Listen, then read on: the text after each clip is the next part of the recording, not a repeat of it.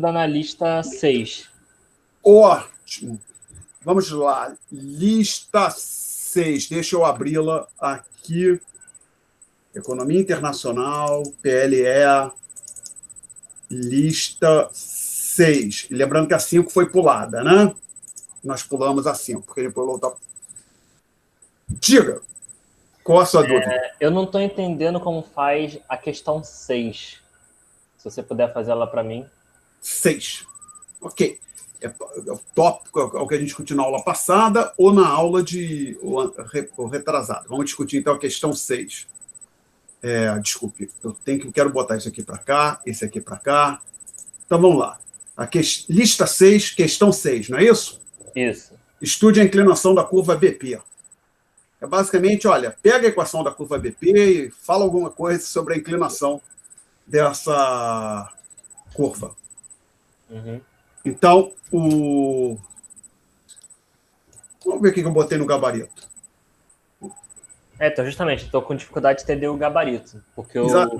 Então, assim, bom. Então, o que a gente tem que fazer, partindo da 5, a gente pega a equação da curva BP, que eu vou escrever aqui já de uma forma, basicamente, eu estou pegando o gabarito da 5, a questão 5, pedir enuncia a equação da curva BP. Uhum. E a 6 olha, se vira aí com essa equação para falar alguma coisa sobre a inclinação da curva. Então, perdão, eu tenho que aqui colocar para o meu glorioso Google Meet para present now. Não, ao Windows, Autodesk, Share. Então, ele deve estar começando a compartilhar aí com os senhores o meu quadro. Acho que apareceu o quadro, não apareceu? Oi, professor, apareceu aqui. Tá. Então, basicamente, eu vou escrever a resposta da 5, que era a equação, numa forma que, como forma de discutir, vai ser conveniente. Eu vou escrever assim, Z de Q, que vai ficar fixo. Isso aqui era Q, tá? Fixo. Y, que estará dependendo de R. O Y asterisco, que eu não vou mexer.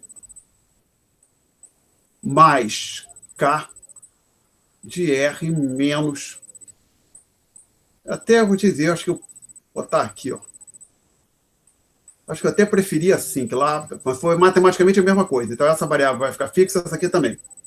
Igual a alfa, que também estará fixo.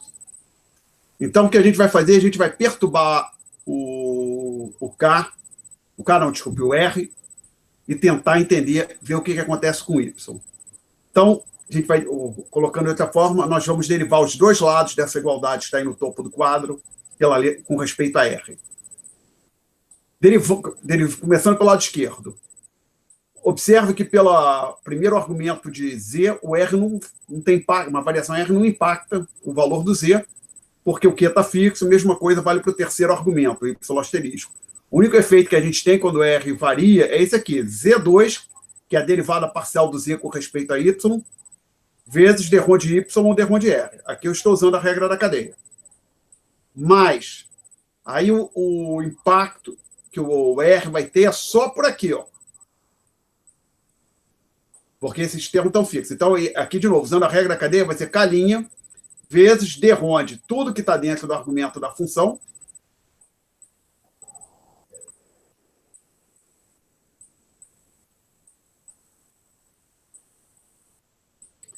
derrom de R. E do lado direito é zero, porque o alfa está constante quando ele não varia. Então, continuando aqui embaixo, o primeiro termo nessa soma que tinha do lado esquerdo não muda, fica desse jeito aqui. O segundo termo vai ficar o próprio K' e essa derivada aqui é 1. Então, isso aqui é igual a zero. Então, observe que essa expressão que eu acabei de escrever aqui, que estou circulando agora, ela aparece lá no gabarito. Então, o gabarito é o seguinte: diferencia a equação da curva BP com respeito a R. Então, o procedimento leva a essa expressão. Ok? Alguém quer fazer uma pergunta até aqui? Aí eu depois... O que aconteceu com tudo que estava do lado do Calinha? Você diz aqui. Isso. Veja bem, isso que eu marquei com o círculo é uma derivada parcial. É derivada daquele termo que está entre colchetes com respeito ao R. Tá legal? Então, isso aqui é 1. Calinha vezes 1. Vamos E a derivada derivada, por exemplo, de Quanto é perdão. Derivada de x menos 5 com respeito a x. É 1. Mesma coisa ali. A derivada daquilo lá é 1. Aquela derivada que eu marquei com círculo é igual a 1. Aí, como eu está multiplicando, eu não escrevi o número 1. Tá certo? Professor, uma dúvida. O Z2 que você colocou ali, ele é o 2 porque ele é o que vai... O que está relacionado com o Y. Só uma coisa, eu estou usando isso aqui repetidamente para funções que tem mais de um argumento. Por exemplo, regra geral, digamos que eu tenho isso aqui, f de ST, então eu colocaria assim, F1 quer dizer derronde F, derronde S. F2 quer dizer derronde F, derronde T. Tá ok? Entendi, professor. Obrigado. Então, o que está... Esse Z2 é a derivada do Z com respeito ao seu segundo argumento. Certo? Z2 é derronde Z, derronde Y, tá certo? Enquanto, por exemplo, Z1 é derronde Z, derronde Q. Respondido? Sim? Tá ok? Deixa eu fazer uma coisa. Deixa eu ver se tem alguma coisa no chat. Não. Ótimo. Então, vou continuar. Então, a gente chegou até essa última linha no meu desenvolvimento que a gente tinha feito. E aí, simplesmente, você resolve essa última linha para o derronde Y, derronde R. É igual a menos K' sobre Z2. Lembrando que K' é positivo, Z2 é negativo, então a fração é negativa. Desculpe. O K' pode ser igual a zero, tá? Então, vamos lá. K' é zero ou positivo.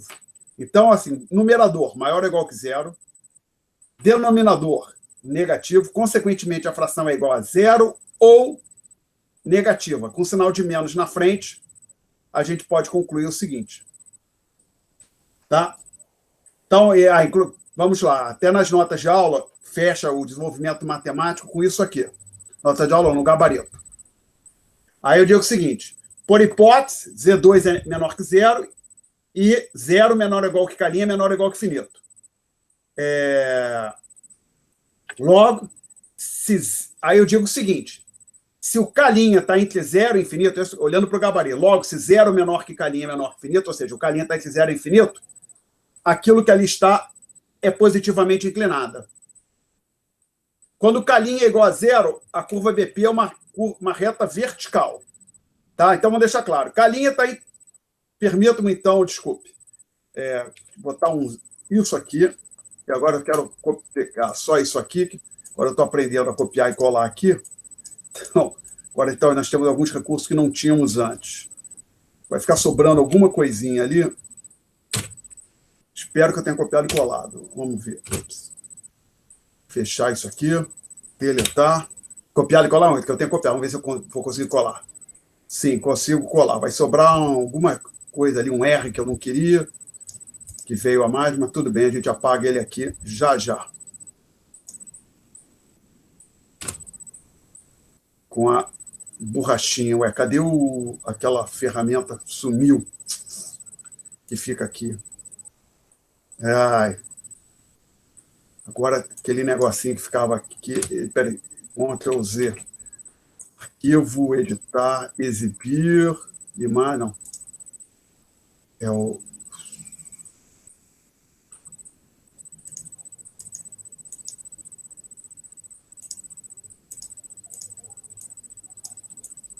Tá, tem aqui. Então, vou me virar com isso aqui. Pronto. Tem um recurso que ele coloca à esquerda para mim, não sei se aparece para vocês, que sumiu aqui, não sei o que eu fiz. Então, fato é que a gente chegou até aqui. Então, vamos lá.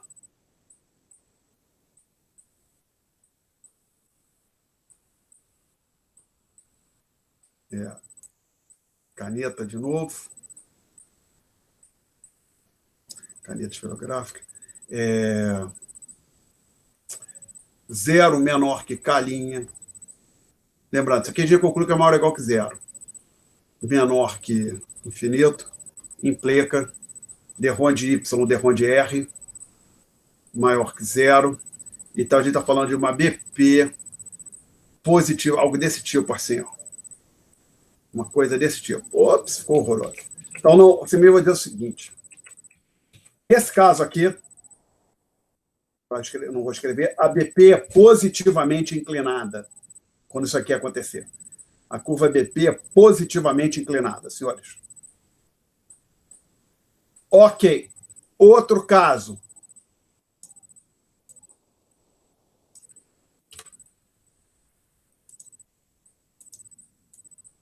Não.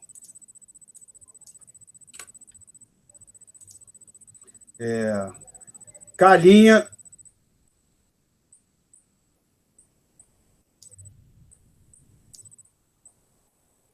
Calinha igual a zero. Implica derrom de Y, derrom de R igual a zero. Nesse caso aqui, a BP é vertical. Aí alguém, mas espera aí, Alexandre, quando a derivada é igual a zero, é que a função atingiu, por exemplo, de máximo, de mínimo local, e ali ela é horizontal, né? Em inglês é flat, achatada, devagar com dor. O truque aqui é que a gente está trabalhando com o eixo invertido. A gente trabalha no modelo ISLM-BP com esses eixos aqui, não é isso? Tá certo? E quando a gente está fazendo um curso de cálculo tradicional, e a gente diz que, por exemplo, aqui é um ponto, nesse ponto aqui que eu vou marcar em vermelho agora, no ponto em vermelho, a função f tem o f' igual a zero, a gente está trabalhando com isso aqui, né? Certo? Y igual a f de x. Então, observem que o argumento da função, o x, está no eixo. E lembra aqui, pessoal, desculpa, só para deixar claro, f' é igual a dy dx. Então, poder marcar aqui em vermelho de novo. Ó, o argumento da função, ele está no eixo horizontal. E aqui tem uma pequena diferença. Vou marcar em verde agora. Que o argumento da função está no eixo vertical. Então, você pode interpretar da seguinte maneira. Relativamente ao que a gente faz num curso de cálculo, nós estamos com os eixos invertidos, tá certo? Consequentemente, se você dizer que... E observe o seguinte, eu posso estender aqui ajudar um vermelho, para usar o vermelho novamente, aproveitar, pensa o seguinte, olha, a reta tangente no ponto em vermelho, tentar botar aqui, observe o seguinte, é como se naquele ponto, no ponto de máximo, uma reta que tem a inclinação da curva no ponto de máximo, ela é exatamente paralela ao eixo x, concordam? Está claro isso para todo mundo? Então, quando eu tenho isto aqui, ó, eu tenho que ter uma curva que é paralela ao eixo R. E uma curva paralela ao eixo R seria uma reta vertical, ok? Então, para o K' igual a zero, a BP é uma reta vertical. Perguntas até aqui, senhores? Ainda não, professor. Não. Tranquilo. E no chat ninguém está falando nada. Então, eu vou agora deletar isso aqui. Ups, não queria. Eu deletei demais. Mas acho que dá para dar o Ctrl Z. Então, faço o seguinte. Pego esse aqui. Ops, não. Quero um pouco mais. Ctrl C. Agora sim eu posso deletar tudo. Estou aprendendo a usar isso. Ctrl V. E aí, pronto. Vou colocar aqui. O último caso é quando o K' for infinito. Ops, não é aqui. Então, a gente está falando que derrom de Y ou derrom de R é igual a menos infinito. e seria o outro caso limite. É o caso da... Menos não, mais, que é positivo, desculpe. Aqui é num... Mais infinito.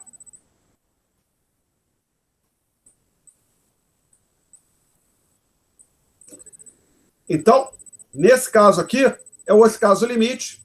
Um caso limite é a reta vertical, o outro caso limite é a reta horizontal. E aí, conforme nós discutimos na aula passada...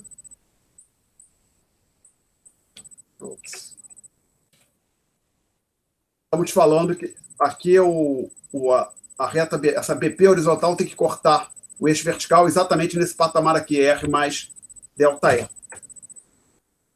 Perguntas, senhores? Aí eu tenho um último comentário. Vale ressaltar que K' é uma função desse argumento. Vamos lá. Desculpe, até aqui tem uma pergunta? Não, professor, ficou claro para mim. Obrigado. Tá, então deixa eu deletar. Eu faço o último comentário. Deixa eu pegar aqui, vou deletar. Observe que K é uma função desse argumento aqui. Então, por exemplo, suponha que eu tivesse algo desse tipo aqui. K igual a 15 mais R menos R' menos ΔE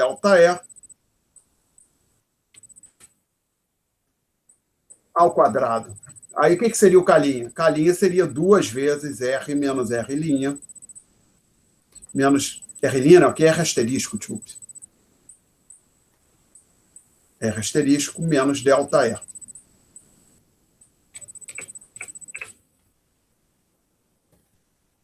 Observe que nesse exemplo que eu coloquei aqui, isso aqui não é uma constante, tá legal? Varia. Então, o último comentário no gabarito é que o K' é uma função e não é um número fixo. Pode até ser uma constante, a K', por exemplo, se aqui não tivesse o expoente, não houvesse o expoente 2, aí a derivada, o chamado K' seria igual a 1. Tá? E como não é uma constante, essa discussão poderia ser feita de uma forma um pouco mais precisa. E você admitir uma curva BP com inclinação variável, conforme... Eu vou tentar desenhar aqui. Porque esse último aqui não apagou, não tem problema, a gente apaga assim manualmente.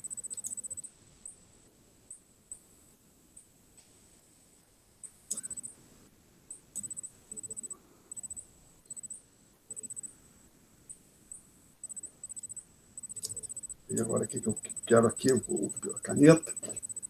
Vamos lá, colocar esse... Tentar fazer isso aqui, desenhar nos limites da minha possibilidade.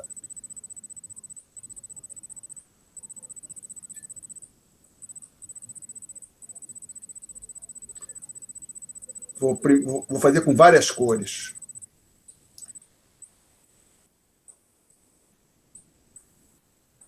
Esse trecho em vermelho deveria ser uma reta vertical. Agora, em azul...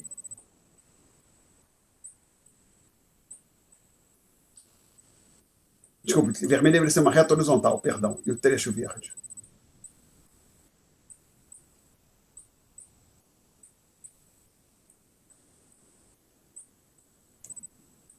E marca, vou botar aqui em preto, então. Esta aqui, a senhora... Esta coisa colorida aqui é BP. Então, a ideia aqui é o seguinte, só as cores não ajudam. A ideia seria a seguinte. K' igual a 0 no trecho vermelho. Tá certo? Ops, não. Não é no vermelho, não. No vermelho é infinito. Quando o K' é infinito, é que ela é horizontal. No trecho azul, simplesmente K' é positivo.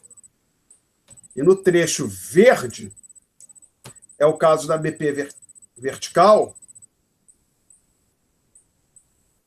aí o K' seria igual a 0, tá? Então, você pode ter uma BP desse jeito, por exemplo. Agora que eu desenhei essa aqui, pode ter várias combinações. Por exemplo, poderia ter uma curva desse jeito aqui. Um segmento horizontal, um positivamente inclinado, outro horizontal, aí assim, aí depois assim, e depois assim. Seja, tá? Várias coisas podem acontecer aqui. Perguntas? Não? Então, acho que encerramos o tópico 6. Tópico 6, não, desculpe. A dúvida que tinha sobre a questão 6 da lista. Mais perguntas, senhores?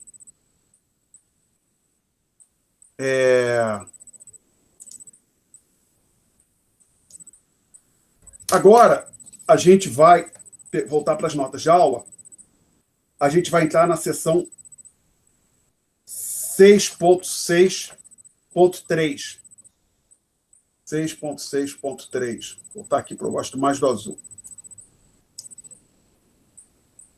E onde o título é Política Macroeconômica e a Curva LA. Ou seja, nós vamos realizar alguns exercícios de política macroeconômica e discutir o que acontece com a curva DA. Aí o primeiro que eu menciono ali, o primeiro exercício é quando a gente faz isso aqui.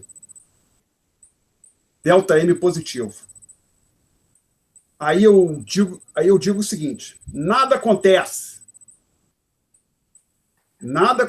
com a curva de demanda agregada. Ah, mas como, Alexandre? Lembre que quando a gente estava discutindo, acho que foi na aula passada, se não foi na aula passada, foi na aula retrasada, esse foi o primeiro exercício que a gente fez. Foi na seção 6.6.1, na página 10, e utilizamos ali o gráfico 4. Eu falei, nós concluímos, ou eu concluí, argumentei para os senhores, que nada acontecia. Peço que vocês olhem para o gráfico 4, tem lá no final do PDF, né? Observa no gráfico 4, estou assumindo que todo mundo está com o gráfico 4 na mão, o que acontece? Então, a situação inicial, nós temos a curva BP, LMS, equilíbrio no ponto A. O Banco Central faz a expansão monetária, a curva LM se desloca de LM para LM-TIL, mas, conforme nós discutimos, depois o Banco Central tem que efetuar intervenções no mercado de câmbio de forma a manter a taxa de câmbio no patamar determinado. Essas intervenções vão envolver a venda de dólares, né, nesse exercício específico. Consequentemente, ele vai entregar dólares para os agentes e receber moeda doméstica, vai estar tirando moeda de circulação. Isso faz com que a LM se desloque endogenamente de volta de LM-TIL para LM. E o que acontece com o produto de equilíbrio? Nada. O produto de equilíbrio era A, permanece... desculpa. O produto de equilíbrio era Y chapéu, que está associado ao ponto A, e permanece em Y chapéu o produto de equilíbrio. E aí vem aí a gente usa agora a definição da curva DA. A curva DA relaciona o produto de equilíbrio que a gente tira no espaço RY, onde estão o espaço onde estão as curvas IS, LM e BP, com o nível de preços. Então, quando tem essa expansão monetária, o nível de preços não muda. O nível de preços, desculpe. Não, o produto de equilíbrio não muda. Mas se o produto de equilíbrio não muda, a curva DA não se desloca. Tá? Perguntas? Não temos? Então, nós vamos seguir em frente. Voltar, então, continuar a nossa discussão desse exercício, 6.6, da seção 6.6.3. Aí, a gente faz um exercício, realiza uma expansão fiscal. Isso está ilustrado com os gráficos 9A e 9B, e eu concluo que a curva DA se desloca para a direita. Gráficos 9A e 9B. E aqui nós vamos, então...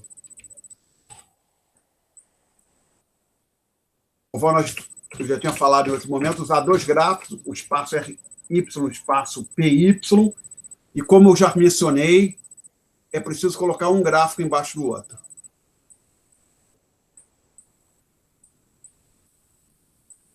Sendo que o eixo vertical P tem que ficar perfeitamente alinhado com o eixo vertical R, para facilitar a comparação do valor do Y, que você, um valor dado, valor de Y que você marcar no gráfico superior, você possa imediatamente marcar o mesmo valor no gráfico inferior. Então, nós estamos, né, marcar aqui, tem um certo valor R asterisco para a taxa internacional de juros. Isso nos dá a nossa curva BP horizontal. Aí nós temos, então, aqui uma curva IS0, uma curva LM0, ponto que eu vou chamar de A0, com produto Y0. Aí eu projeto esse Y0 para cá, marco exatamente o mesmo valor aqui, o Y0.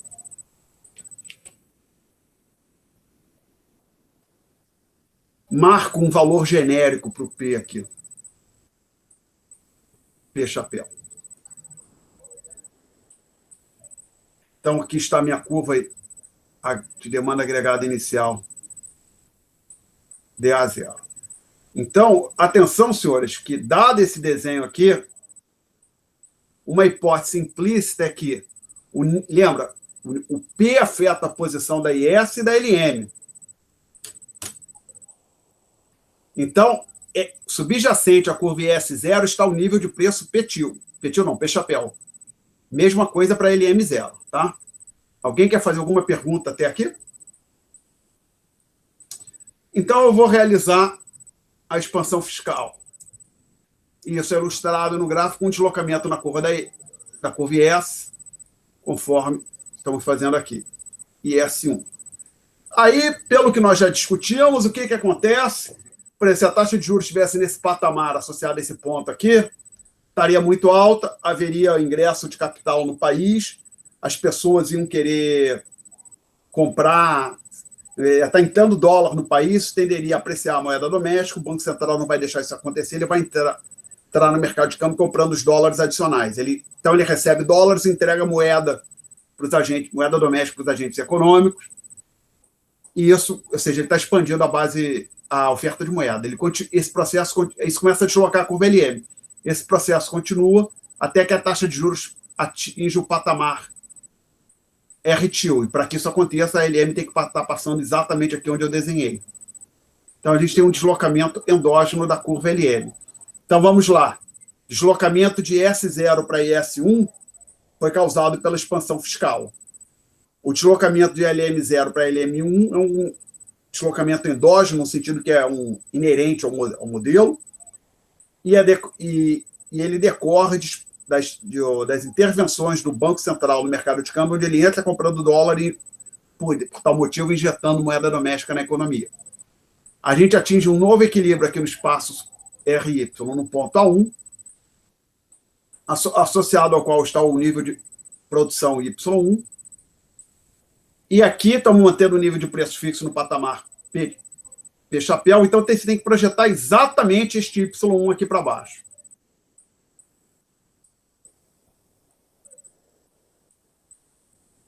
E aí, você conclui que a nova curva de demanda agregada passa naquele pontinho vermelho.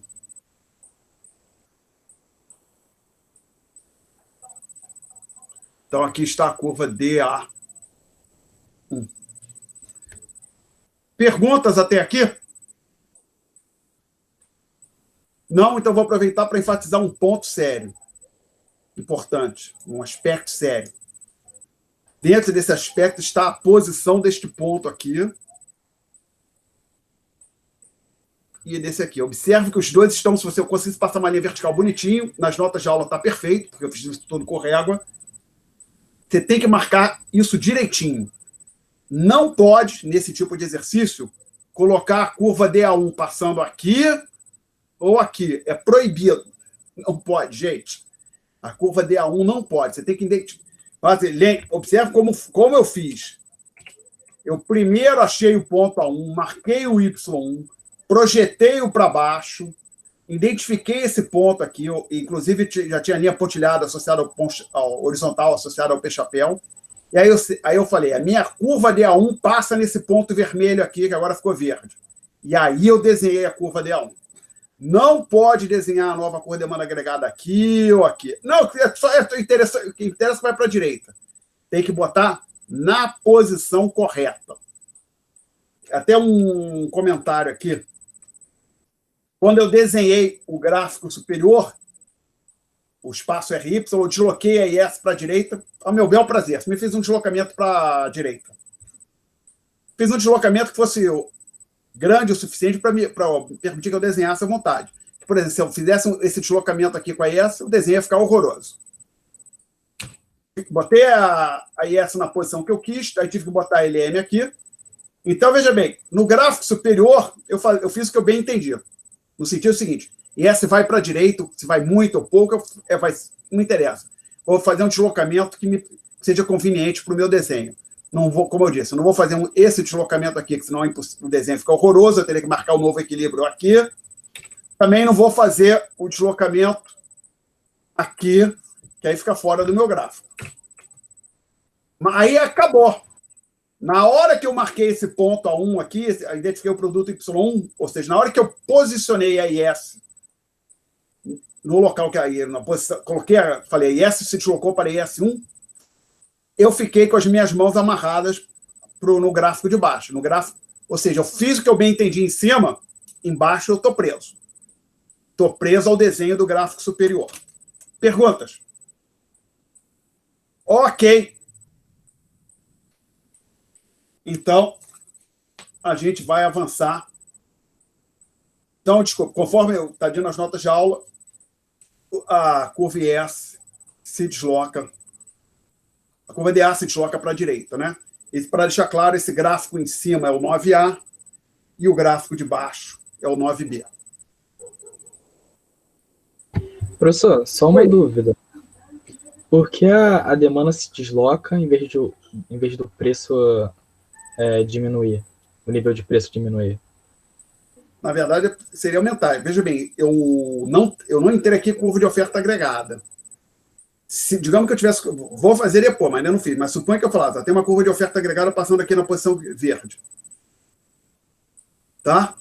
Eu acharia a curva de demanda agregada, do mesmo jeito que eu achei, passando aqui, tá legal?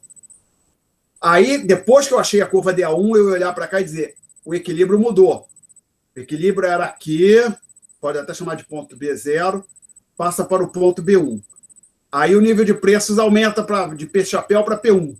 Aí essa mudança no nível de preço é gerar novos deslocamentos lá em cima. Mas isso a gente vai fazer depois. Tá? No momento aqui eu estou preocupado tão somente com o deslocamento da curva de demanda agregada. Não sei, a gente vai ver depois que usualmente vai ter uma elevação de preço, mas não estamos preocupados com isso ainda não.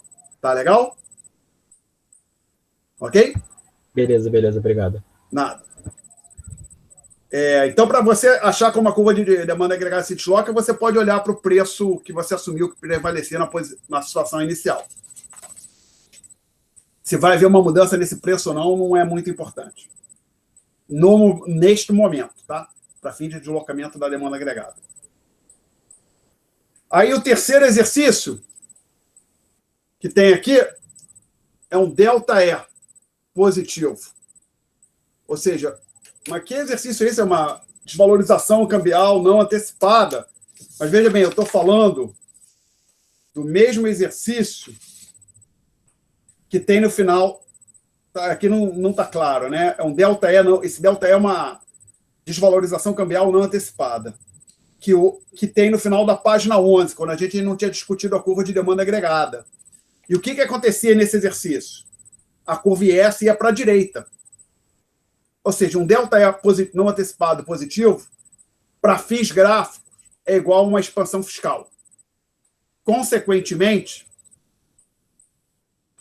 você teria o mesmo desenho que a gente tem aqui. Tá? Ou seja, mesmo desenho.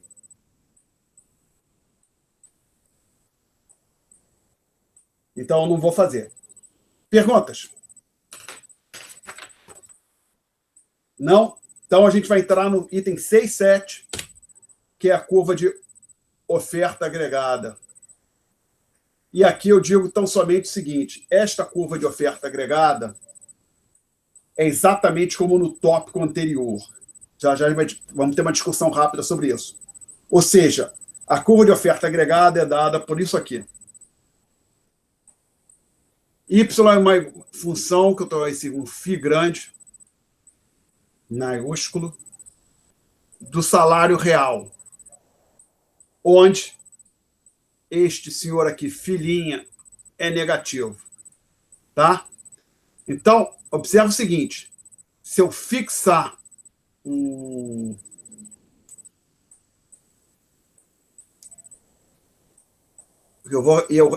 conforme os senhores viram já em algum outro curso, a oferta agregada a gente representa no espaço YP. Se eu fixar o W, chamar assim. Não, não vou. Não quero fixar, não. Deixa eu só dizer assim. Primeiro, eu considero a seguinte situação.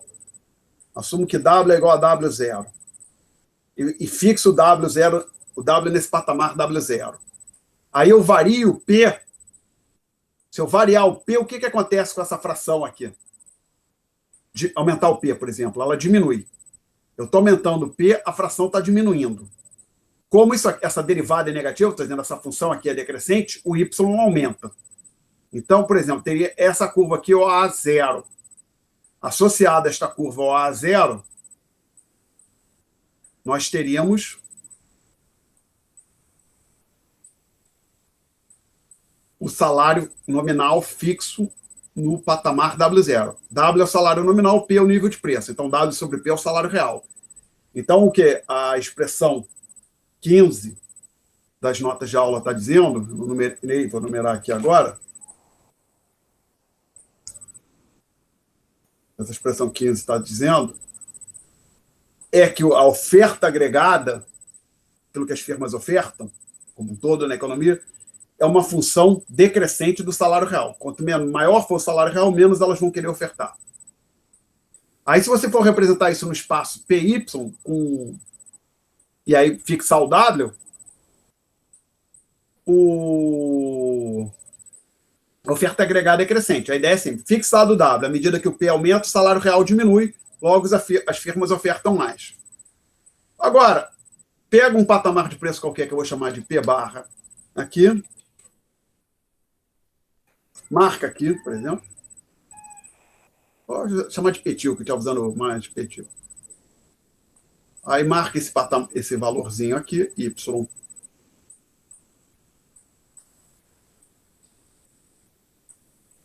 Zero. E suponha que haja Considere agora, suponha que o salário aumenta, passa para um patamar W1, salário nominal, que é maior que W0. Então, há uma elevação dos salários nominais na economia. Assim, todos os trabalhadores são idênticos, recebem o salário, então esse salário aumentou, ou os trabalhadores têm salários variados, mas todos, ou quase todos os salários, ou em média, eles estão aumentando. Então, é salário nominal. Olhando para o mesmo P, se você, por exemplo, manter o P no patamar petil, o que acontece? A fração aqui aumenta. Porque se você aumentar o salário nominal, passar W0 para W1, você manter o nível de preços no patamar petil, o salário real aumenta. Consequentemente, as firmas passam a ofertar menos. Então, a curva de oferta agregada se desloca e ela tem que, então, passar por um ponto como esse aqui. Porque basicamente, está dizendo, as firmas passam a ofertar menos. Digamos que você teria, então, algo como esse Y1 aqui, seria a nova oferta, a nova quantidade ofertada. Então, como o P-TIL não tem nada de especial, ele é genérico, vale para qualquer P que eu pegar no eixo horizontal. Então, você tem um deslocamento para a esquerda da curva de oferta agregada. Tá? Então, resumindo aquela discussão, a gente vai falar mais sobre a oferta agregada. A oferta agregada, ela depende de forma decrescente no salário real. Se você fixar o salário nominal e representar a curva de oferta agregada no espaço PY, conforme a gente fez neste gráfico aqui, você conclui que a curva de oferta agregada é crescente. Uma elevação em W desloca a curva de oferta agregada para a esquerda, como ali, ou a 0 para 1. Por outro lado, uma diminuição no W, aí é o efeito contrário, né? A curva de oferta agregada iria, diminuição em W joga a oferta agregada para a direita. Alguém quer fazer uma pergunta até aqui? Não? Então, quero apagar algumas coisas, não tudo. Quero manter a expressão 15 no quadro. E apagar esse gráfico aqui. Só fazer um resumo rápido. Da onde saiu essa relação aqui?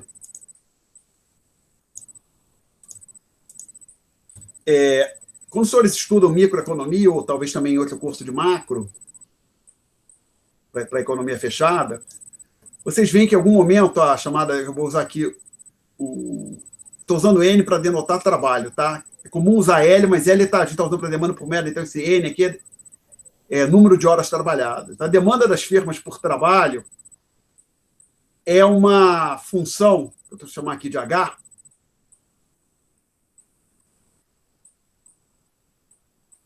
decrescente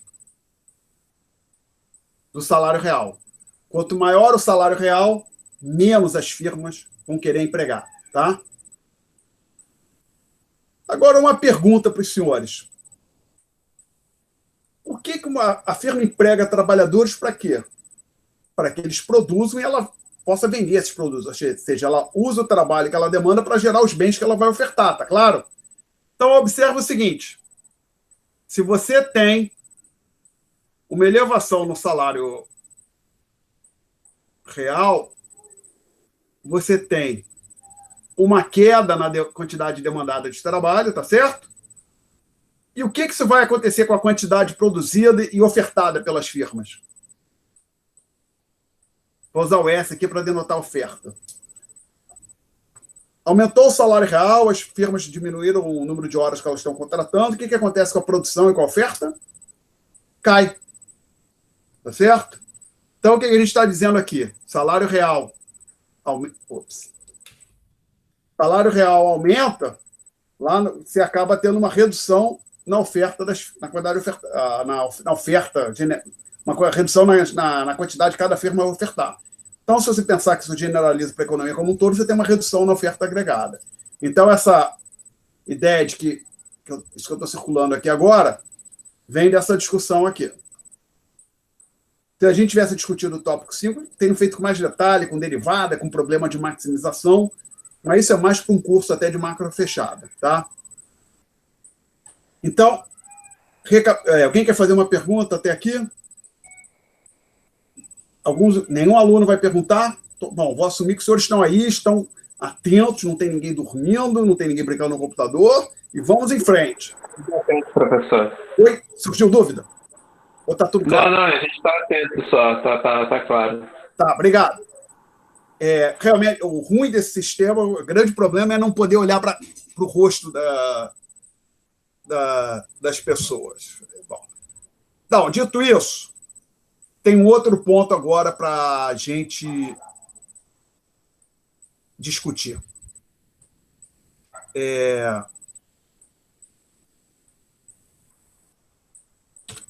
Que chama a diferença entre oferta agregada curto, e CP aqui é curto, tá?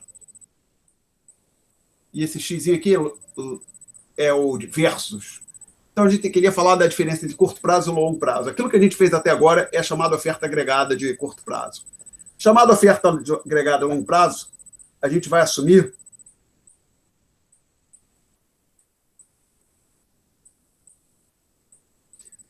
que ela é vertical. Então, que existe um certo patamar de produto, que eu vou chamar de Y barra, que alguns chamam de produto potencial ou taxa natural de produção, e que no longo prazo, a oferta agregada, ela tem esse formato aqui. Basicamente, esse longo prazo é todos os ajustes que tem que acontecer no mercado de trabalho acontecem, o salário real se ajusta, um choque monetário, um choque externo, seja lá o que for. Então, no longo prazo, a economia, a oferta agregada é dada por aquela reta vertical, sendo que o Y barra é chamado produto potencial, ou produto natural, ou taxa natural de produção. E aí a gente tem aqui, o que a gente tem então aqui, uma oferta agregada de curto prazo, que eu vou chamar de OACP. Só que aqui agora aqui eu tenho que esticar isso um pouquinho aqui. E apagar, usar a gloriosa borracha. Voltar para a caneta. Vou botar o Y aqui. E eu esqueci, chamar de OACP 0. Tá? Então, suponha que a economia atingiu, não sei porquê, tá? Não nos interessa nesse momento, a gente não precisa falar de demanda agregada para ter essa discussão aqui. A economia está operando com um nível de preço P0 com um produto Y0. Aí o que vários manuais fazem, e a gente vai estar fazendo aqui também, eles colocam a seguinte hipótese. Quando a economia opera com um Y maior que o Y barra, isso faz com que haja um crescimento no salário nominal. Ou seja, a economia está superaquecida, os salários nominais começam a crescer. Quando a economia opera com um produto abaixo do Y barra,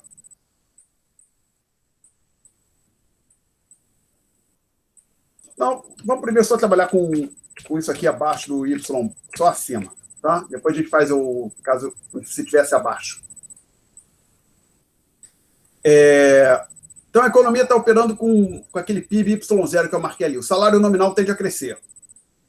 Então, o que iria acontecer? A curva de oferta... Agora eu vou fazer só uma coisa que eu quero ter aqui. Dar um Ctrl C aqui que eu vou querer manter. Devia ter feito isso um pouco antes, mas tudo bem. Não, não faz sentido. Deixa para lá. Vamos deixar isso aqui. Então, nesse caso aqui, podemos que o Y é maior que o Y barra, o salário nominal começa a crescer, pela discussão que a gente teve antes, na hora que o salário nominal começa a crescer, a curva de oferta agregada começa a se deslocar dessa forma, assim. Aí você pode imaginar, suponha, não interessa por que o nível de preço não sai do patamar P0. Aí tem mais o deslocamento. Esse processo da curva de oferta agregada, curto prazo se deslocar, continua até que ela atinja essa que eu vou chamar aqui de OACP1. Tá legal? Deixa eu nem precisar dessa barra. Ok? Então, a ideia que a gente vai precisar mais à frente é, na hora que o produto estiver acima do seu nível potencial ou natural, o Y barra, salário nominal cresce, a curva de oferta agregada se desloca para a esquerda, conforme ilustrado aqui neste gráfico. Perguntas? Alexandre, e se ela estiver abaixo? Vamos fazer aqui. Ou seja, a economia estiver operando abaixo do produto potencial.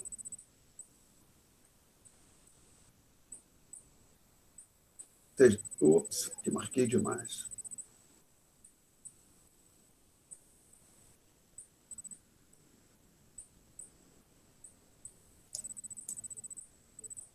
Suponha. Agora, então, voltando para a caneta, que a gente está nessa situação, uma situação conforme o que eu vou ilustrar aqui.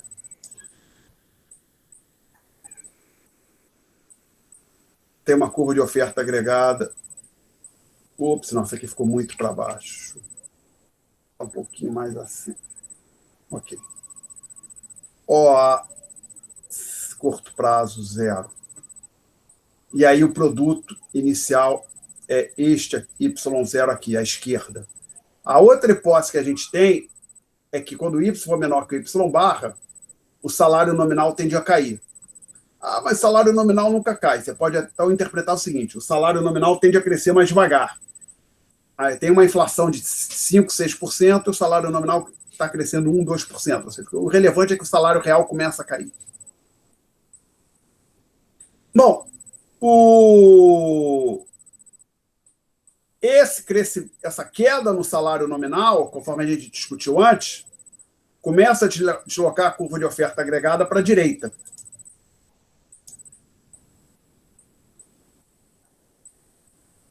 Então, a curva de oferta agregada se desloca, começa a se deslocar e o processo continua até ela passar exatamente aqui. Então, eu teria aqui uma OACP1. Ok? Então, resumindo.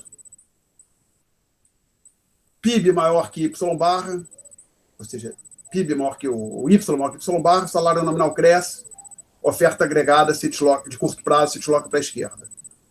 PIB abaixo do potencial, salário nominal tende a cair, oferta agregada se desloca, de curto prazo se desloca para a direita. Perguntas? Então, senhores, é isso que a gente precisa da curva de oferta agregada daqui para frente. Aí a gente entra no tópico 6.8. Opa, ainda temos bastante tempo, ótimo. 6.8. Equilíbrio no modelo ISLM-BP-OADA. Então, agora eu enfatizei OADA. Ou seja, agora vamos estar trabalhando também com espaço PY, com câmbio fixo e perfeita mobilidade de capital, que é o que nós estamos assumindo aqui nessa sessão, né? nesse tópico. Então, peço que os senhores, o equilíbrio de curto prazo está ilustrado no gráfico, nos gráficos 10A e 10B.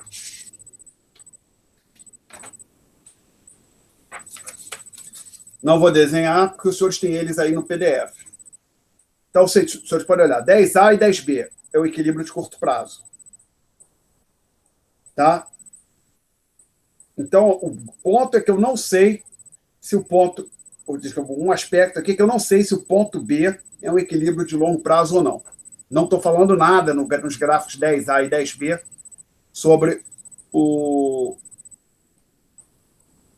equilíbrio de longo prazo. Então, a mensagem, gráfico 10A e 10B ilustram um equilíbrio de curto prazo. Não sei se os pontos A e B correspondem a equilíbrio de longo prazo. Perguntas? Não?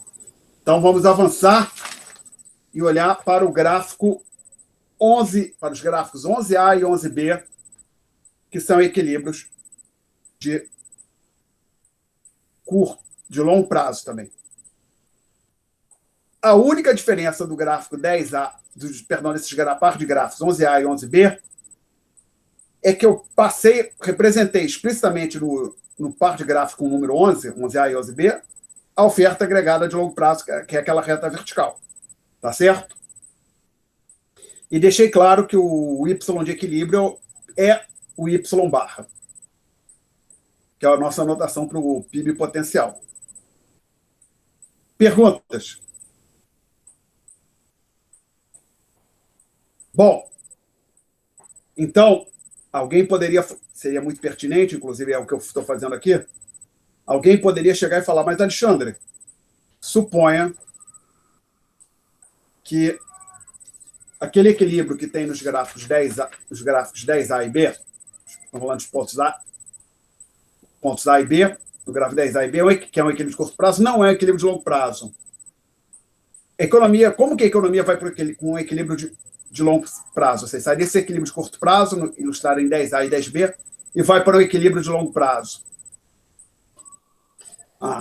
É por aquele mecanismo de deslocamento da oferta agregada. Você vai ter um Y diferente da oferta agregada de curto prazo. Você vai ter um Y diferente do Y barra, o salário nominal muda, e isso conduz a economia para um equilíbrio de longo prazo. A gente ilustra isso com os gráficos 12A e 12B. É algo um pouquinho trabalhoso, possivelmente vai levar uns 10, talvez 15 minutos, não sei muito bem, mas vamos ter que fazer um esforço aqui. Perguntas antes de eu começar? Então, vamos trabalhar com os gráficos. Vou tentar representar aqui, no limite da minha possibilidade, os gráficos 12A e 12B. Tá? Eu vou representar um equilíbrio. Se você olhar ali para o gráfico 12A e 12B, vocês observam que o ponto A0 e o ponto B0 ilustram um equilíbrio de curto prazo que não é equilíbrio de longo prazo. Então, vamos ver o que acontece.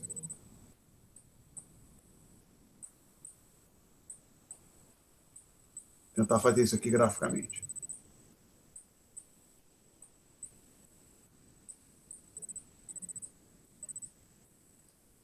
Conforme eu desenho, eu vou fazer o eixo horizontal bem comprido. Eu acho que a altura eu não preciso muito. Não precisa ser muito alto o gráfico. Eu preciso que ele tenha bastante largo.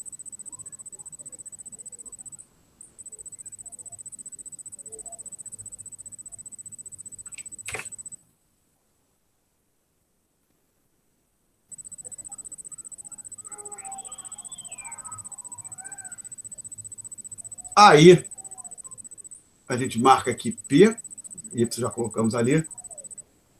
E, até olhando aqui, eu desenhei, quando eu fiz as notas de aula, eu desenhei o Y barra bem no meio, né? Mas eu posso até colocá-lo um pouquinho mais à direita, que não tem muita ação para a direita. Vou colocá-lo por aqui, o meu Y barra.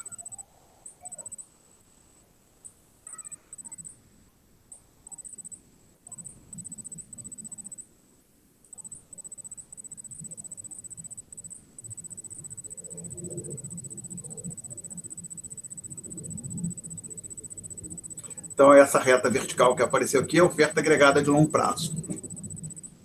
Vou marcar aqui o R asterisco. Vou desenhar, então, a curva BP. Que deveria ter ficado horizontal, tremeu ali um pouco, peço desculpas por isso. E aí, eu vou desenhar um equilíbrio inicial aqui.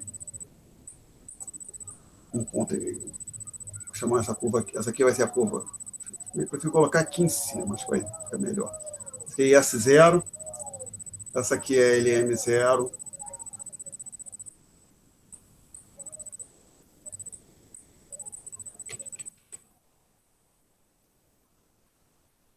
Esse ponto aqui é o ponto A0 com produto Y0.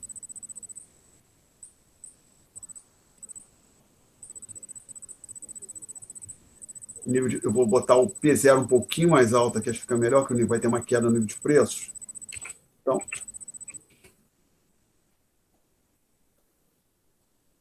Então, o que eu tenho que ter aqui no primeiro momento é uma curva de demanda agregada.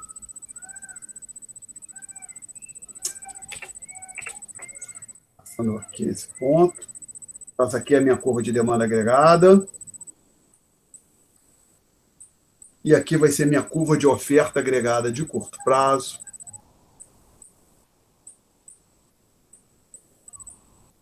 Ops. Nas notas de aula ficou melhor. Deveria ter desenhado isso aqui um pouquinho mais para a esquerda.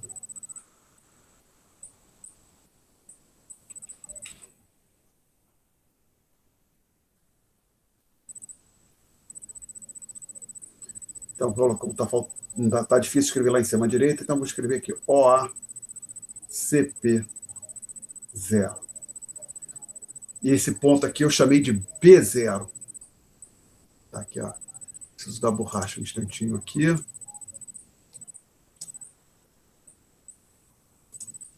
Esse aqui é o ponto B0. E aqui o produto Y0.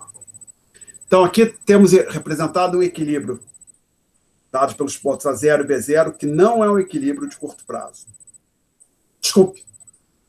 Não é um equilíbrio de longo prazo, é um equilíbrio de curto prazo, esse ponto A0, B0. Agora que o A0, o zero do A0 ficou imenso, né? Não precisava ser tão grande assim. Bom, então, a nossa pergunta, nosso problema aqui é como que essa economia, descobrir como que a gente vai sair desses pontos A0 e B0 e atingir o produto Y barra, ou seja, um equilíbrio de longo prazo. Então, o que está acontecendo é que o Y0 é menor que o Y barra. Isso tende a fazer com que o salário nominal caia e então isso começa a fazer com que a oferta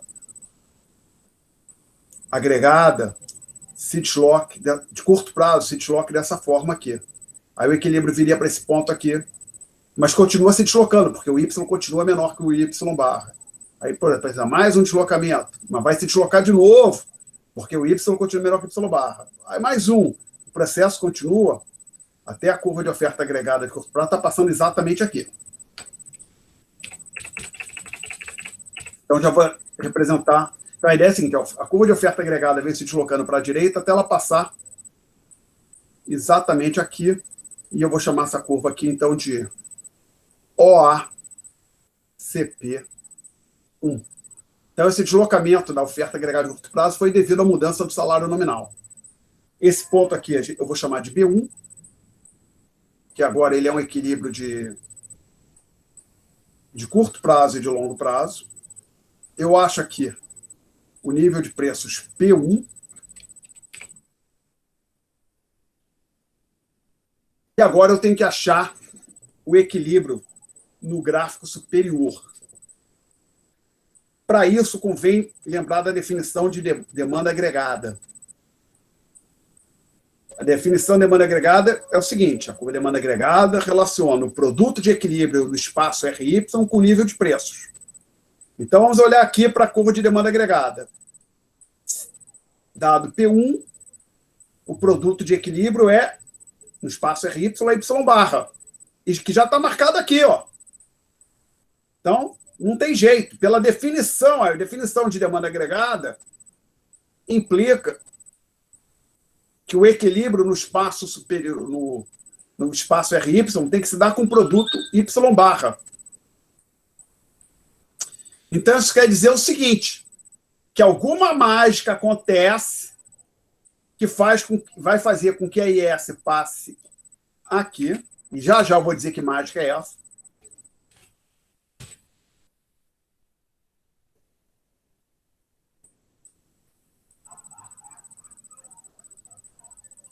E que a LM, magicamente, também passe por aqui.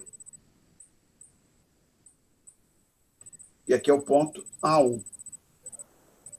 Tirando a mágica que eu ainda não expliquei. Mágica entre aspas. Alguém quer fazer alguma pergunta até aqui? Então, eu acho que nisso que está aí nesse quadro, esse borro aí, peço desculpas pela má qualidade do desenho. Quando eu dou aula pessoalmente, fica melhor do que isso. Mesmo apesar de eu não ter régua no quadro negro, né? No quadro branco, né? Mas que está... Acho que todos os elementos da figura 12A e 12B, das notas de aula, estão aí, bonitinho. Perguntas até aqui, senhores? Não temos? Tranquilo, professor. Então, agora eu vou falar qual é a mágica ali que eu omiti. A mágica é a seguinte. Aqui, ó. Deixa eu botar em verde agora. Desculpe.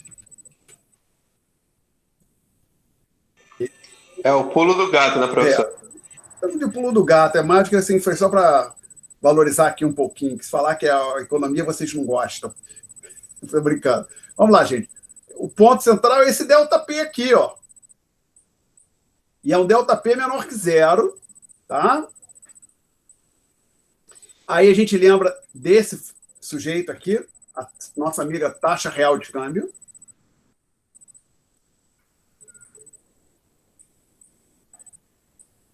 Então, como o P está caindo... Opa, aqui é asterisco, né? Desculpe. A taxa real de câmbio está crescendo. E quando a taxa real de câmbio cresce, o que acontece com a IS? Vai para a direita. Então, o que acontece, a mágica, entre aspas, é que quando o nível de preços começa a crescer não, cair, mas você pode imaginar o seguinte, a curva de oferta agregada vai se deslocando nessa direção aqui, como eu estou ilustrando com a seta. Aí, à medida que ela vai se deslocando, você tem um equilíbrio aqui, o nível de preços vai caindo, então você pode imaginar, o nível de preços vai caindo ao longo, esse caminho que eu estou marcando aqui em verde, o nível de preços vai caindo e a IS vai se deslocando para a direita, até ela chegar exatamente na posição IS1. Eu sei que a IS chega na posição IS1 devido ao fato que a curva de demanda agregada relaciona produto de equilíbrio no espaço RY com nível de preços. Ok, então um pedaço da mágica eu expliquei. O deslocamento da IS para a direita. Tem uma segunda parte da mágica, que é o deslocamento da LM para a direita. Mas, devagar, a gente já discutiu, a gente sabe que quando o P cai, e tem uma queda no P, a LM vai para a direita também. Então, também você tem essa queda no P, puxa a LM para a direita. Tem um pequeno problema que a gente já discutiu na aula passada. Nada garante que a queda no P que bota IS exatamente na posição IS1 vai colocar a LM na posição, abre aspas, correta, fecha aspas. Talvez essa queda no P colocasse a LM aqui, ó. Tivesse uma LM tio aqui. Aí o que iria acontecer? Aí ia ter aquele problema, o diferencial de taxa de juros, o Banco Central ia ser obrigado a intervir no câmbio e teria um deslocamento endógeno da LM para cá, para completar o deslocamento. Mesma coisa se o delta P jogasse a LM demais, entre aspas, o demais para a direita, colocasse a LM aqui. De novo, o Banco Central estaria com uma taxa de juros muito baixa, a taxa de juros estaria muito baixa, sairia capital do país, o Banco Central teria que vender dólar, tirar a moeda doméstica de circulação, isso puxaria a LM de volta para a esquerda, até atingir a posição LM1, tá? Então, a mágica é o seguinte, o delta P puxa a IS de S0 para IS1. O delta P também desloca a LM para a direita. Provavelmente não vai colocá-la na posição LM1. Aí a mágica é completada por intervenções que o Banco Central é obrigado a fazer no mercado de câmbio. Aí, então, a combinação de delta P com intervenções que o Banco Central tem que fazer no mercado de câmbio para manter o dólar no patamar estabelecido faz com que a LM caia na posição que é representada pela curva LM1. Perguntas? Não há perguntas? Então a gente segue em frente. Vamos ver o que vai acontecer. Então a gente estava no 6,8, equilíbrio. Discutimos a primeira bolotinha, curto prazo, longo prazo, transição. Para dizer que de longo prazo que são os gráficos 12A e 12B, que a gente estão aí no quadro.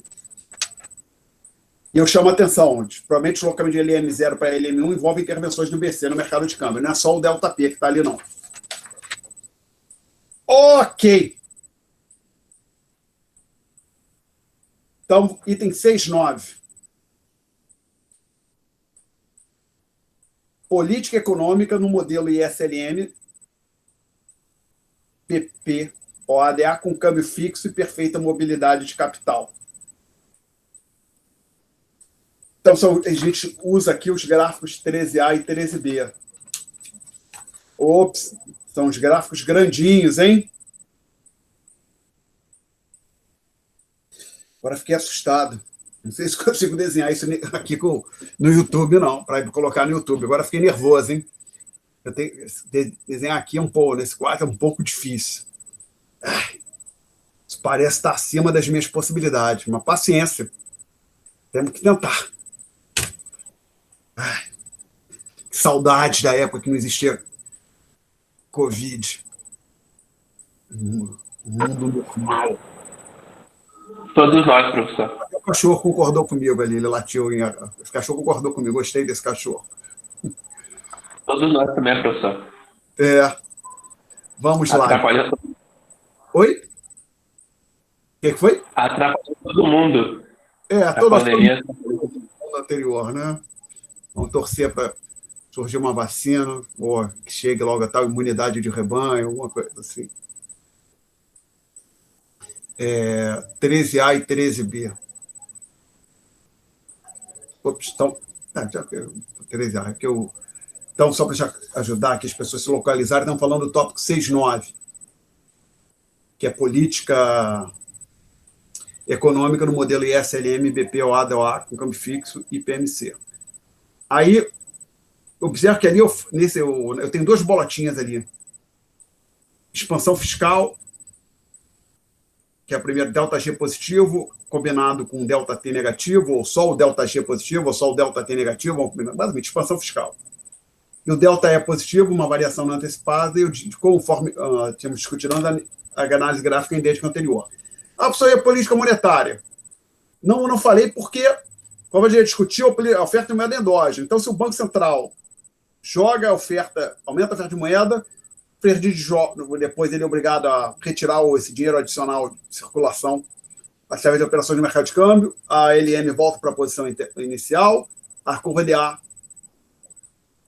não se desloca. Colocando de outro jeito, não faz sentido falar em política monetária, que você pode interpretar assim. Então, a gente tem que fazer esse gráfico 13A, perdão, os gráficos 13A e 13B. Uau. Vamos lá.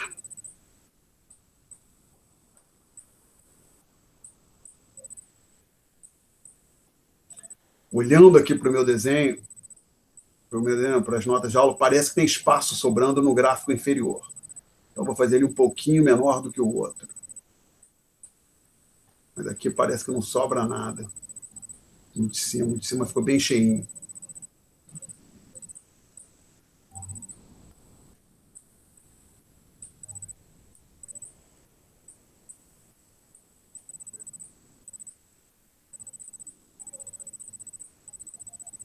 Nossa, quando chega aqui embaixo é difícil fazer a reta horizontal, não sei porquê.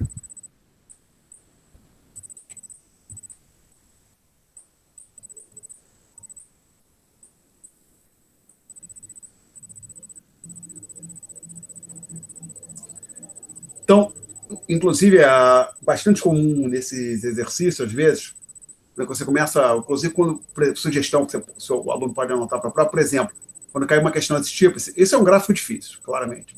Tem bastante coisa ali. É desenhar os eixos com caneta e as curvas com lápis, que se você errar, você tem como apagar, não precisa partir do zero, né? Pelo menos aproveita os eixos. Porque aqui, inclusive, estou olhando, eu estou vendo que tem muita coisa acontecendo à direita do Y barra. Então, às vezes, não sei se vocês já conheceram, olhando que o Y barra eu posso colocar à direita. Se eu não soubesse, colocaria o Y barra bem no meio, né? Então, eu vou colocar o Y barra um pouco à esquerda, conforme nas notas de aula. Então, a minha OA de longo prazo é isso aqui.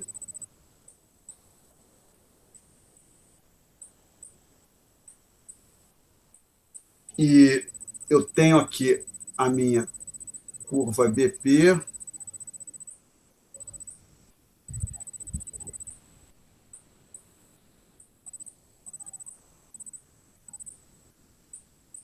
Aqui o R asterisco.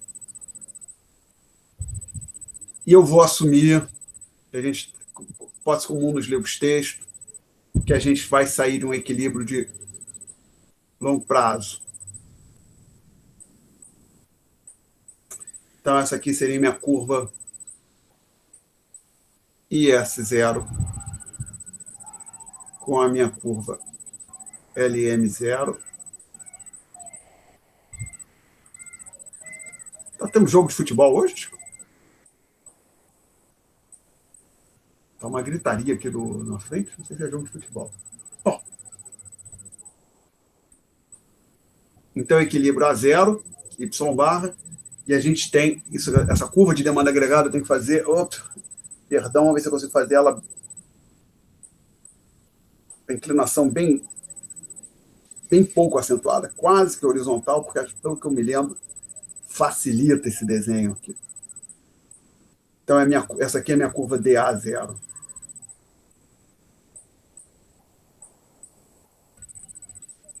Bom, então, o que acontece num primeiro momento? O nosso Banco Central, o Tesouro, ele efetua uma expansão fiscal. Então, a gente tem um deslocamento... Perdão, não marquei tudo aqui, não. Devagar, presta atenção. Tenho aqui o ponto B0 e o patamar de preços B0. Então, nós estamos saindo de uma situação inicial ilustrada pelos pontos A0 e B0, que é um equilíbrio de curto e de longo prazo. Aí, o Banco Central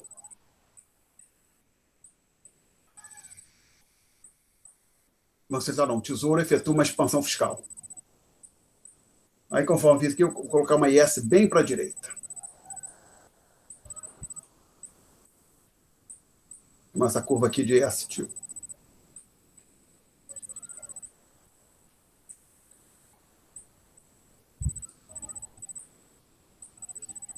E aí, conforme a gente já discutiu, o que acontece nesse caso aqui é que a curva LM tem que se deslocar endogenamente de forma a restabelecer o equilíbrio. Então, a curva LM passa por esse ponto aqui. Então, eu chamo essa curva aqui de LM-TIL. Então, o deslocamento de S-TIL para LM-TIL, deslocamento de S0 para IS-TIL é devido à expansão fiscal. O deslocamento de LM0 para LM-TIL é devido a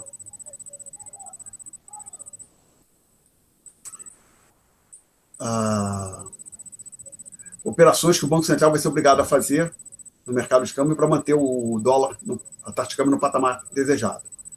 Então, a gente marca esse nível de produto aqui que eu vou chamar de Y-TIL, que não é um produto de equilíbrio. Por que não é? Peço que aguarde. Mas eu já estou avisando aos senhores. Y-TIL não é um produto de equilíbrio, inclusive eu não coloquei ponto, não tem nenhum ponto com A, A1, A2, A-TIL ali marcado no gráfico superior de propósito.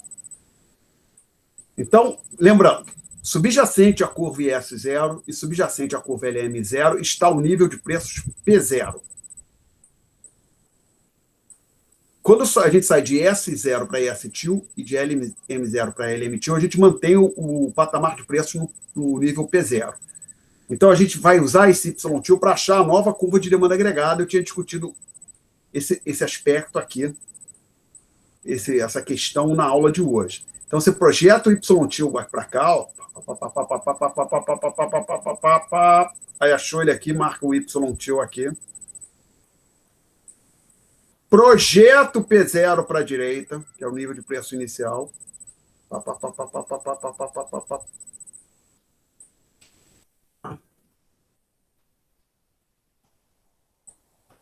E aí, você tem uma nova curva de demanda agregada, que eu vou chamar de DA1. Tá legal? Então, observem, prestem atenção nesse ponto. A curva DA1 ela tem que passar exatamente neste ponto, que está aqui, no ponto Y-TIL P0. É bastante comum as pessoas errarem isso em prova. Botarem, e inclusive, como eu falei, eu desloquei a IS para onde eu quis, fiz um deslocamento para a direita, meu bel prazer. Tinha que ser para a direita, que era a expansão fiscal. Aí a LM tem que passar exatamente onde a BP corta a IS-TIL, então eu desenho uma LM-TIL passando por aquele ponto em questão. Aí eu achei o Y-TIL e aí eu estou com a mão amarrada. Eu tenho que desenhar a DA1 de forma que seja consistente com o ponto, com esse valor Y-TIL e com o nível de preços P0 que está marcado ali. Alguém quer fazer uma pergunta até aqui? E agora eu estou vendo que, desculpe, faltou alguma coisa, né? O desenho não estava completo. Vou colocar aqui agora. Ninguém reclamou. Quando tiver um problema, pode avisar o professor. Até para a gente não passar vergonha no YouTube. Era essa curva aqui, ó. Não tinha desenhado, né? Tinha esquecido. Ok. Então, o que a gente tem até agora? A gente tem o deslocamento da IS, da LM e da curva DA. Agora que a gente achou a nova curva DA, ou seja, a gente precisa deste ponto que eu vou ressaltar aqui com um toquezinho verde. A gente precisa desse ponto aqui para localizar, posicionar, desculpe, acho melhor dizer assim, falar em posicionar a curva DA1. Agora que usando o pontinho verde, nós conseguimos posicionar corretamente a nossa curva DA1.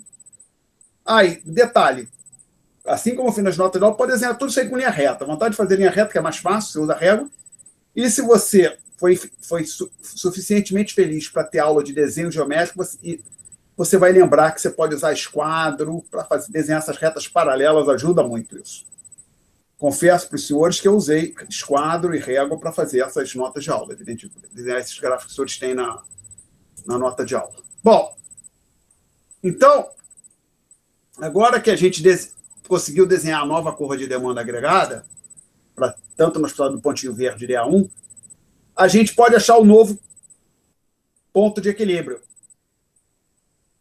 no espaço inferior agora. É o ponto que eu chamei de B1. E agora eu vou trocar de cor.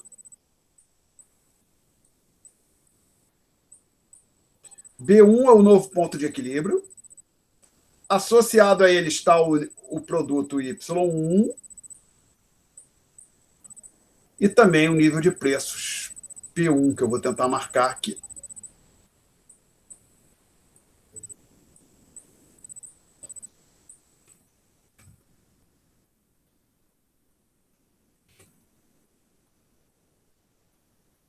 Perguntas até aqui, senhores? Não? Então, agora eu vou colocar uma pergunta para os senhores.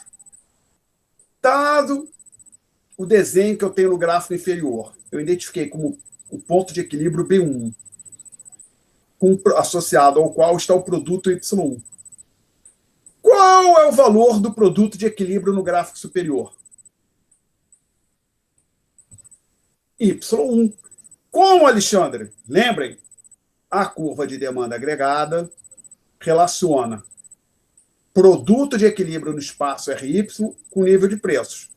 Agora, olhando aqui para esse desenho, eu vi que após o deslocamento, após a expansão fiscal, a demanda agregada, que antes da expansão era representada por DA0, agora é representada por DA1. E aí eu concluí que o produto de equilíbrio é Y1. Então, lá em cima, no gráfico superior, o equilíbrio tem que se dar com o produto Y1. Então, lá vou eu. Aqui está o senhor Y1. Marco ele aqui neste eixo horizontal também e vou continuar. Então, porque lembra, o equilíbrio se dá ao longo da reta BP. O que vai acontecer é que a senhora IS vai passar exatamente aqui. Eu sei que tem que ser aqui. Eu vou chamar agora essa curva de S1. E vou chamar a DLM, tem que se posicionar endogenamente aqui, de LM1. Chamo esse ponto aqui. Ok? Então, como eu tinha falado antes, Y-til não é um PIB de equilíbrio. O Y1 é. Aí alguém... Mas, Alexandre, como? Que mais que é essa? Por que a IS se desloca de S-til para IS1 e a LM de LM-til para LM1? Delta P, no caso da IS. Lembrando, a gente tem um delta P positivo, isso faz com que o Q caia, taxa real de câmbio tem uma queda, e isso puxa a IS para a esquerda. Então, esse deslocamento de S-til para IS1 é devido ao crescimento no nível de preços que puxou a taxa real de câmbio para baixo. E faz o sentido. Da LM? Também o delta P e provavelmente intervenções do Banco Central no mercado de câmbio. Ou seja, o delta P puxa a LM de LM-til para a esquerda, não necessariamente para a posição LM1. Se puxar para cá, o Banco Central endogenamente vai ter que... O Banco Central vai acabar fazendo as operações de câmbio para manter o câmbio no patamar desejado. Se passar para ficar à esquerda de LM1, mesma coisa. Perguntas até aqui? Então, o que nós temos? temos um novo equilíbrio de curto prazo, B1, ilustrado, pelos pontos A1, B1. Tá? E olha a sutileza, cheio de vai e volta nesse gráfico, né? Eu uso o gráfico superior para achar a curva DA1, aí eu acho o equilíbrio, o ponto B1, e aí volto para o gráfico RY, espaço RY, para achar o A1, para representar o A1. Perguntas? Agora, eu vou trocar de cor novamente. Vou pegar o preto. Por quê? O que está faltando? Acabou, já. Não! Estamos, A1 e B1 são equilíbrios de curto prazo. Eu quero agora achar eu quero representar a transição para o equilíbrio de longo prazo, que é basicamente juntar com o que já foi feito aqui, aquela nossa discussão de que nós fizemos há uns 10 minutos, mais ou menos. Então, o que acontece? A gente olha para cá. A gente observa que Y1 é maior que Y barra. Consequentemente, a gente vai ter um crescimento do salário nominal. Esse crescimento do salário nominal começa a puxar a curva de oferta agregada para a esquerda. Esse processo continua até a oferta agregada de curto prazo passar exatamente aqui. Ó. Quando eu falei puxar a oferta agregada para a esquerda, eu estava me referindo à oferta agregada de curto prazo. Então, a gente vai ter uma nova curva de oferta agregada. E aí aqui surge um pequeno problema. Você observa, aí vai ter um equilíbrio aqui que eu já vou chamar de B2, tá? Ponto B2 que aparece também nas notas de aula. Essa aqui, inicial, era o ACP 0. Se eu fosse seguir a numeração, teria o ACP, aqui seria o ACP1. Mas que teria uma pequena inconsistência, teria o ACP1 com ponto de equilíbrio B2. Aí, eu posso fazer o seguinte, posso pular a numeração, basicamente, alguma coisa não vai ficar legal, tá? Ou porque eu tenho equilíbrio B2, ou vou ter o ACP1, sem pular a numeração, o ACP1 com equilíbrio B2, ou fazer o que eu fiz nas notas de aula, eu pulei a numeração, pulei de 0 para 2, tá? Ao ACP2 está associado ao ponto B2 com o nível de preços P2. E aí, o que acontece agora? A elevação do preço volta a deslocar a IS para a esquerda. Então, aí vai ter aqui assim, basicamente ela vai ter que voltar para a posição inicial. Então, pode chamar essa IS2 e a LM também volta para a posição inicial. Ops, não quero isso aqui, não. O que eu fiz? LM2. Então, se você quiser enfatizar isso aqui, não sei se eu vou conseguir botar pontilhadinho aqui em azul. Por que eu sei que volta na posição inicial? Porque o PIB de equilíbrio tem que ser Y barra. Tá? E aqui também em preto. Realçar em preto. Eu devia ter pego verde aqui. A hora que eu percebi, já é tarde, desculpe. Então, e esse ponto A0 aqui, eu deixei claro nas notas de aula que é igual ao ponto A2, tá? Perguntas até aqui? Então, vamos ver o que eu escrevi aqui. Estamos quase encerrando. Deslocamento de ES0 para ES-TIL, expansão fiscal. LM0 para LM-TIL, o Banco Central vai comprar dólares. E, consequentemente, jogar moeda doméstica na economia. DA0 para DA1 foram os dois deslocamentos anteriores. ES-TIL para ES1, elevação de P, de P0 para P1. LM-TIL para LM1, elevação de P e, provavelmente, como já discutimos, intervenções do BC no mercado de câmbio. O ACP0 para o ACP2, elevação de W, devido ao fato que o W1 é maior que Y barra. W não, que Y1 é maior que Y barra. IS1 para IS2, elevação de P, de P1 para P2. LM1 para LM2 também a mesma elevação de P, de P1 para P2 e provavelmente intervenções do BC no mercado de câmbio. Conclusão disso tudo, a gente tem uma elevação temporária de curto prazo em Y, uma elevação permanente, no curto e no longo prazo em P, primeiro o nível de preços pula de P0 para P1, é o efeito de curto prazo, e no longo prazo ele atinge o patamar P2. O R não se altera, permanece no patamar R asterisco. E depois o ΔE é deslocamento da ES para a direita, é a mesma análise que a gente fez aqui, mesmo gráfico. Perguntas? Não? Então, senhores, são 10 e 8, eu estou parando aqui, aí teria o 6-10, condição de Marshall-Lerner, a gente não vai discutir. Tem a questão matemática, como diz, esse semestre é um pouco mais curto, tem alguma coisa que tem que ser cortada, eu prefiro cortar isso aqui. Sobrar tempo lá no fim, a gente volta para no fim do semestre, a gente discute este ponto específico. Aí você vai pular o 6-10, então. 6-10 estamos pulando. Inclusive, nem tem na lista, por exemplo. Não tem nenhuma questão sobre o 6-10 na lista. Era o que eu discutia só em sala. E, consequentemente, estou com ela aqui aberta, vocês podem já resolver toda a lista 6. Só conferir. Professor, eu ia perguntar uma coisa assim, porque tem algumas pessoas semana que vem que eles não vão dar aula, você vai continuar dando aula. Né? Quero. Vamos dar aula, sim. A menos que... até o seguinte, eu vou dar aula, se não tiver nenhum aluno aqui, eu vou gravar o vídeo e vou botar no